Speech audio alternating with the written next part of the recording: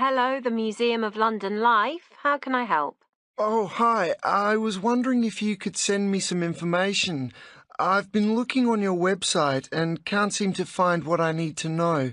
Certainly, sir. Can I take your name, first of all? Yes, it's James Graham. Okay. So that's Graham, correct? No, it's Graeme. Okay, great. Got there in the end. So, how can I help? Well, it says that I can print off some vouchers for reduced entry, but I haven't got a printer. Could you send me some through the post? Sure. What's your address?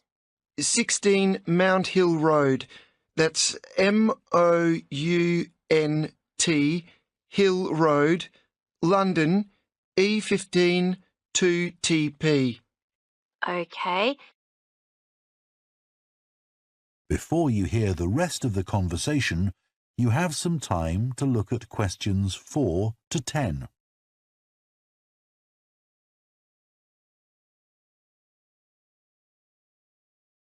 Based on Ielts with Rob's website.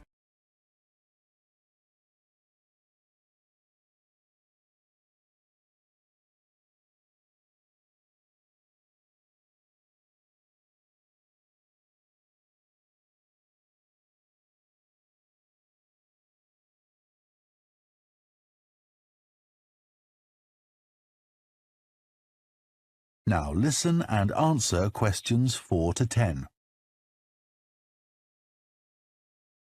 Can I take a contact number for you for our records? Yes, it's 770364. Sorry, I mean 770464. Okay, great. I'll get some vouchers sent out to you. Thanks.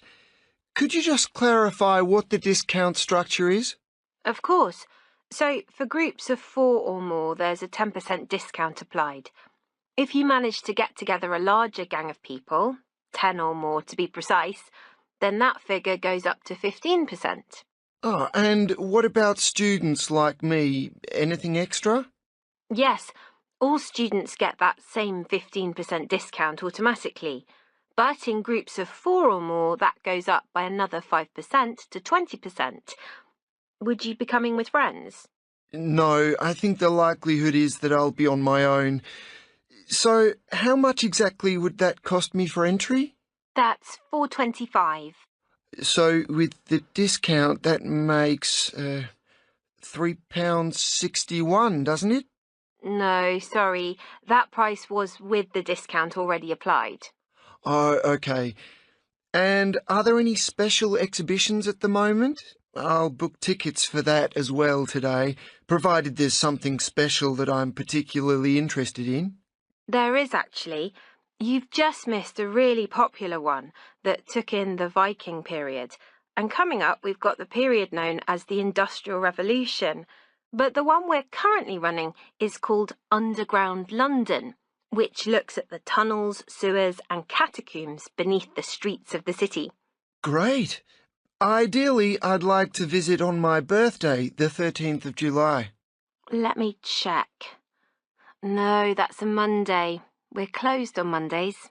Oh, that's a shame. Never mind, I'll come the day before. Can I book over the phone now? Certainly. So that's one student ticket for the 12th. Let me take your payment details.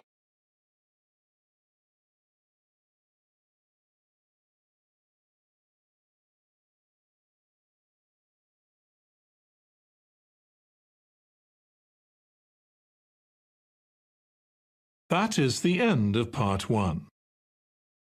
You now have 1 minute to check your answers to part 1.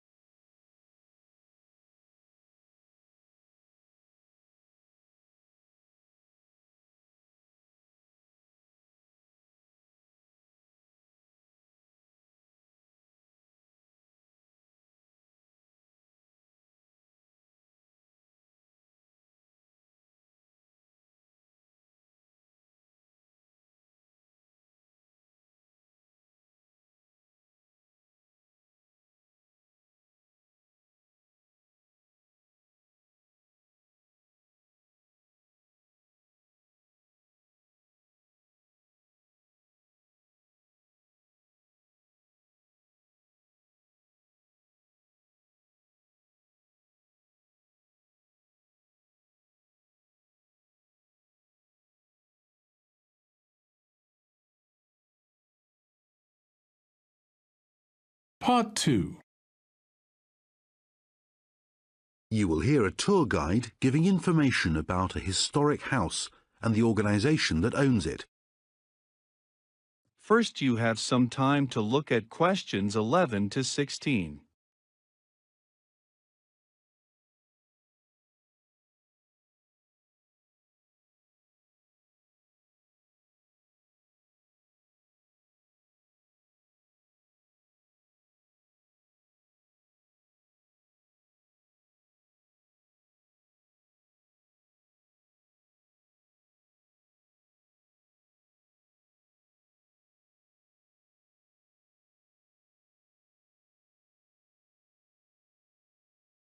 Now listen carefully and answer questions 11 to 16.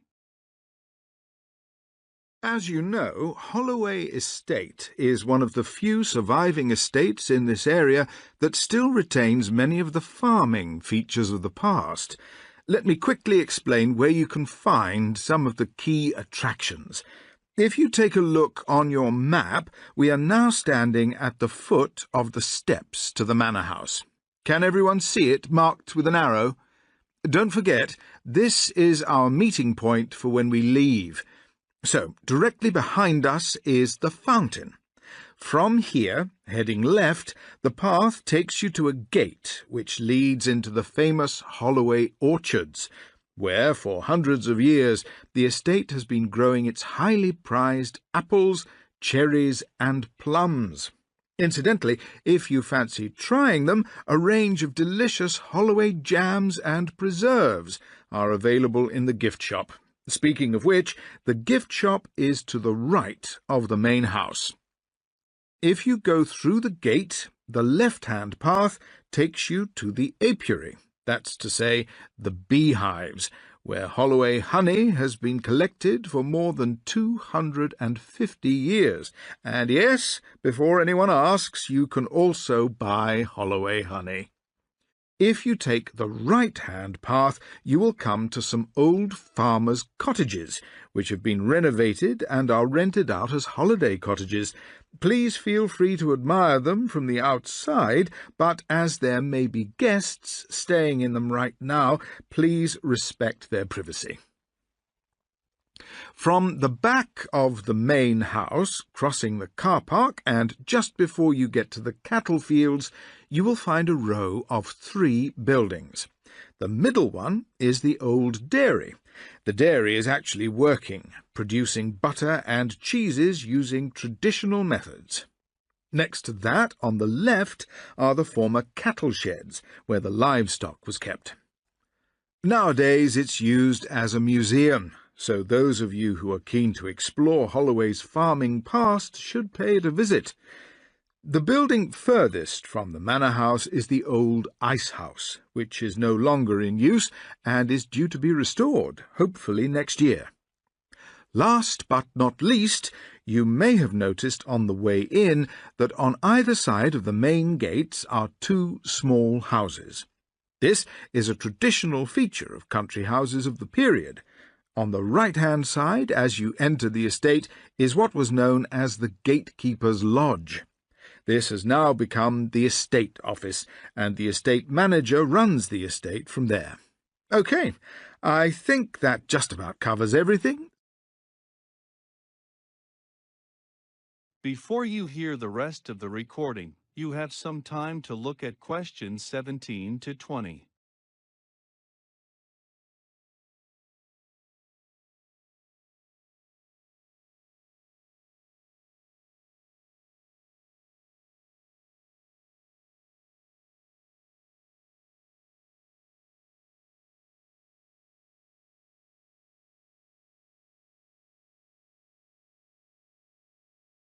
Based on crackles with Rob's website. Now listen carefully and answer questions 17 to 20. OK, everyone, before we begin the tour of the manor house, I'd like to take a few minutes to tell you about the organisation that now owns the estate, and for which I work, the National Trust. The National Trust is the largest membership organisation in the UK, with 4.24 million members. Our annual revenue is £494 million. At the present time, we have 5,899 paid members of staff and an additional 62,000 volunteers. That's an approximate number because new volunteers are joining us all the time. The Trust owns about 350 heritage properties. Many of these are large country houses that the owners donated to us because they could no longer afford to maintain them. The Trust also owns gardens and industrial monuments. The Trust's sources of income include membership subscriptions, entrance fees, donations, and revenue from the gift shops and restaurants within our properties, with much of the money raised being invested back in the preservation of the properties themselves. And, of course, this is the principal purpose of the National Trust: the conservation and protection of historical places and spaces, with a view to making them available to the public. As well as owning stately homes and houses associated with famous people, the National Trust has gradually extended its collection of art, and it also owns valuable books, clothing, furniture, ceramics, and all kinds of unusual objects. Now, if you would like to join the National Trust, I have the forms here, or you can visit our website and join online. You'll get unlimited access to hundreds of wonderful days out across the country. Lifetime membership costs £1,555, but most members join for a year at a time. Individual membership is currently £64 annually, but it's cheaper to join with your partner or another family member, as it'll be £108 for 2 people living at the same address. For a family of 4, 2 adults and 2 children, a year's membership costs £114. It's a great gift for a birthday or other special event. There are lots of benefits to being a member. As well as free parking at all our locations, you receive a National Trust handbook full of information to help you plan your visits. And if you pay by direct debit, you'll receive a free pair of binoculars. Oh, I almost forgot. All members receive a free copy of the National Trust magazine, sent to you by post 3 times a year.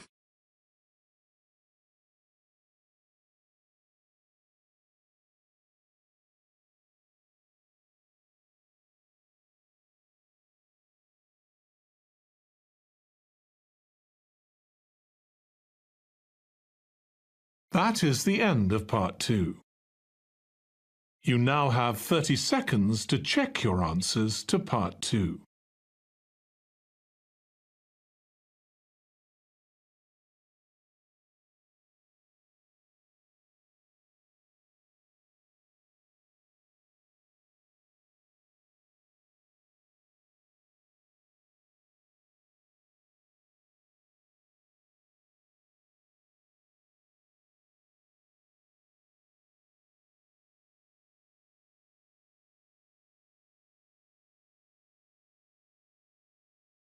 Part 3. You will hear 2 university students discussing how they should prepare for a presentation they are to give. First, you have some time to look at questions 21 to 25.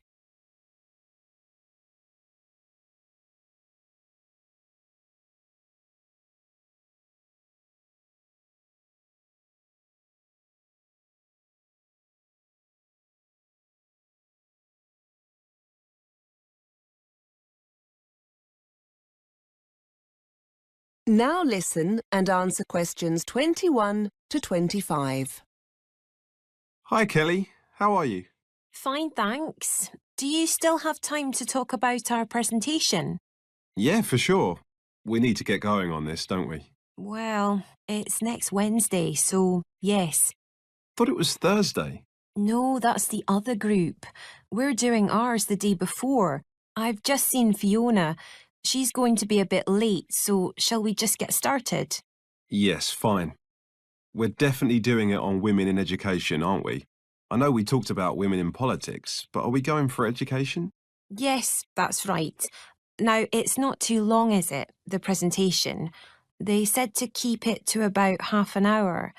Maybe we can sort out who's doing what today. Yes, good idea. One thing we do need to sort out is a projector and laptop. We're going to use PowerPoint or something like that for the tool, can't we?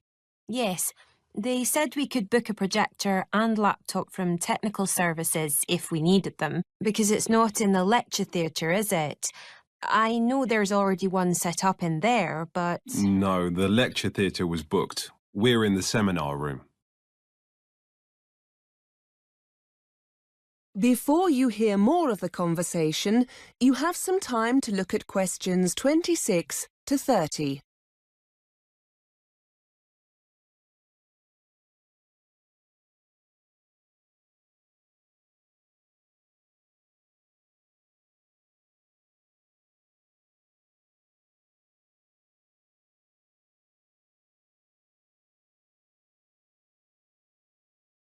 Now listen and answer questions 26 to 30. OK, so what's the next step? We need to work out who's doing what, don't we? Well, we all know the subject, seeing as our last essay was on this topic. Yes, but we can't just stand up and ramble on. It'll need to be structured. I've got an idea. Fiona's essay was brilliant, wasn't it? Why don't we base the talk on that? We can always add bits here and there if we think it needs padding out anywhere. That's a good idea. Shall we ask her to get a copy of it for both of us? Yes, I'm sure she won't mind. We can always let everyone know at the start of the presentation that it's Fiona's work. But we don't want to just read it out. That'll be really boring. It's probably best to make notes from it so that we can improvise a bit on the day. Why don't we break the essay down into sections and the three of us can each take on one section? We can all make notes on our own part and add to it where we think it needs it. That way we can try to make it our own. Yes, I like it. So let's ask Fiona to start the talk off and bring it to a close. She can take on the introduction and conclusion. I know she divided the essay into the situation for women in the past and then compared it to how things are now. So why don't I take the bit on the past and you talk about the situation for women as it is now? OK. If we give ourselves till the weekend to work on it, we can get together on Saturday to see how it's looking.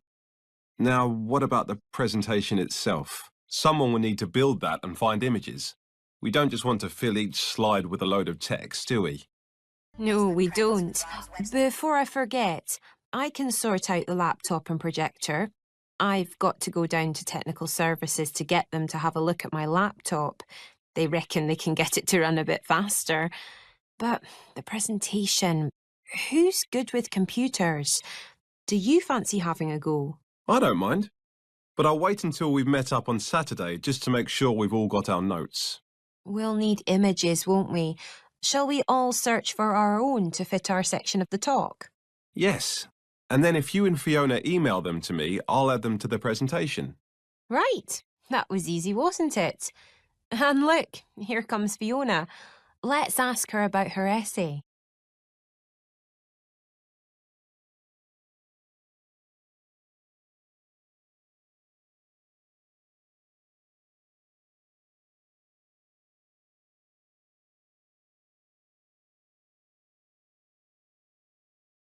That is the end of part 3.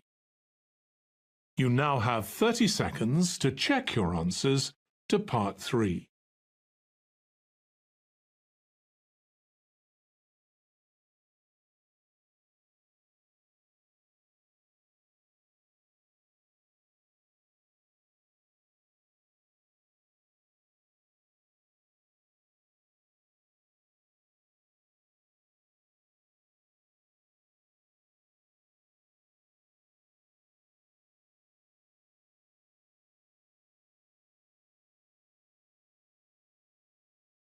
Part 4. You will hear someone giving a talk about writing for a newspaper and the printing process. First, you have some time to look at questions 31 to 40.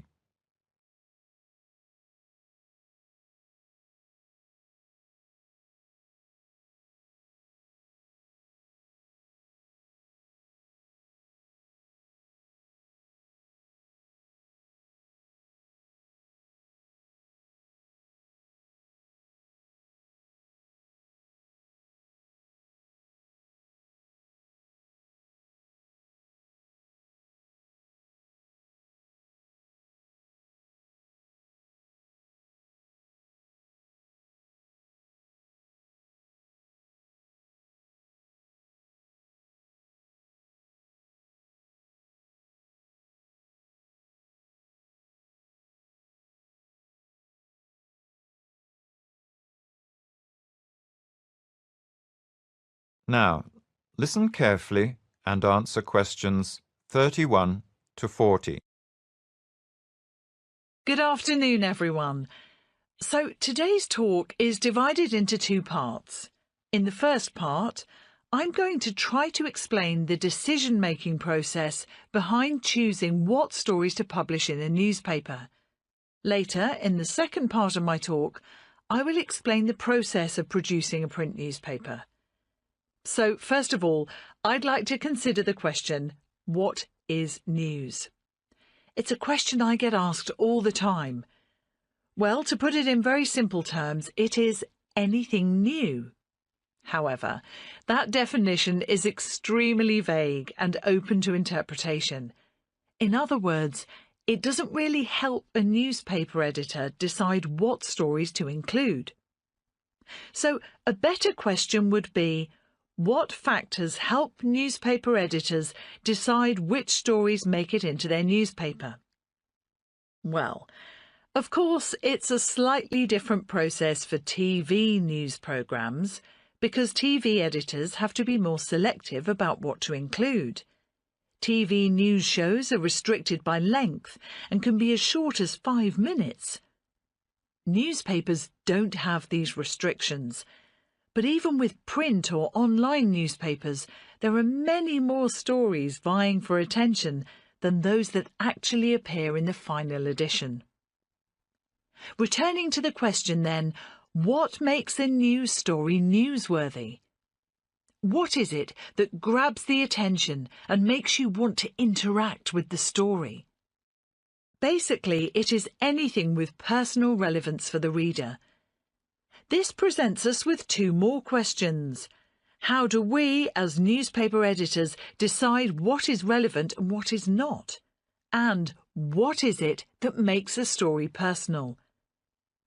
The answer is that it very much depends on your audience, and a good newspaper editor chooses stories based on their relevance and personal interest to their audience. He or she needs to know what sells their newspaper because, at the end of the day, if our newspapers don't sell, we don't have a job. A successful editor doesn't just think about their audience. They also need to keep an eye on the competition, and this is the final factor I want to address in this part of my talk. To clarify, the competition is other newspapers or news channels. If a story is getting a lot of attention and coverage elsewhere, then, as an editor, you need to find a way to include it in your newspaper.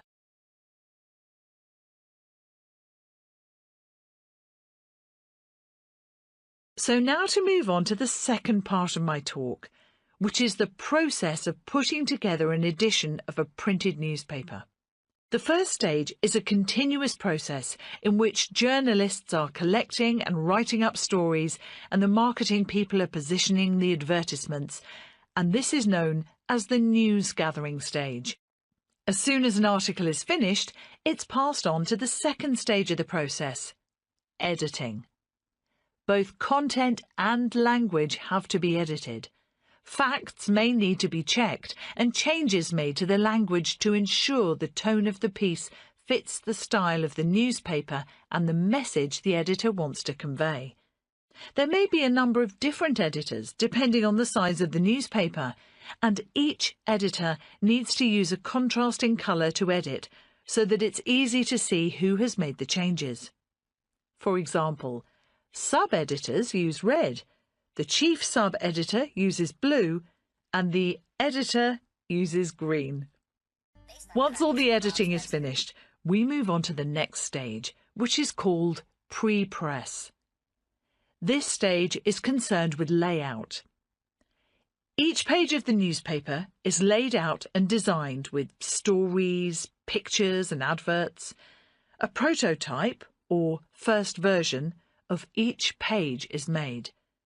Nowadays, these are then transformed into digital form by graphic designers. The pre-press stage is followed by the press or lithographic stage. Traditionally, and in places where digital printing isn't used, the stories and adverts are registered on a plate, an iron sheet, in the size and shape of the newspaper. Next comes the impression stage. The plates are hung on the printing press and the final copies are printed out. For some of the national newspapers, this can run to thousands of copies that need to be collected and put in order before the final stage, circulation, when the newspapers are sent out to be distributed across the country. Although digital technology now plays a part in this whole process, it's actually remarkably similar to the way it has always been done. The process, from beginning to end, typically takes about 12 hours, as it's a very fast-moving business.